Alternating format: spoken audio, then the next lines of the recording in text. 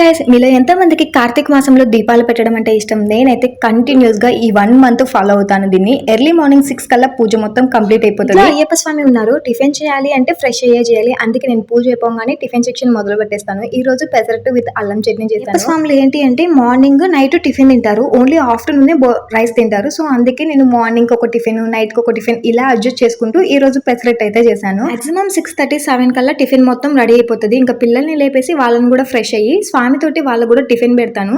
Actually Ayyappa స్వాములకు separate గా భోజనం చేయాలి అంటారు, బట్ మా ఇంట్లో మేము ఉండేది నలుగురమే కాబట్టి మళ్ళీ సపరేట్ ఎందుకు అని అందరము ఒకేసారి తింటాం. ఫస్ట్ స్వామికి వడ్డిచ్చేసి ఆ తర్వాత మేము పెట్టుకొని మామూలు తినేటప్పుడు కొంచెం నీట్నెస్ మెయింటైన్ చేస్తూ పూజ చేస్తారు కదా, సో అభి కూడా అది చూసి నేర్చుకుంటాడు అని మేమందరం కలిసి తింటాం. టిఫిన్ మొత్తం కంప్లీట్ అయిపోయాక రెడీ చేసేసి స్కూల్ కి అయితే పంపించేస్తాను. ఇప్పుడు అసలైన డ్రామా స్టార్ట్ అయిపోతుంది. బ్యాగ్ తగిలించుకుని స్లిప్పర్స్ వేసుకుంటే చాలు, ఇంకా మాయరా పప్ప వెనకాల తోకలాగా వెళ్ళిపోతుంది. That's it for today's vlog. Video నచ్చిందా? అయితే లైక్ చేసి సబ్స్క్రైబ్ చేసుకోండి.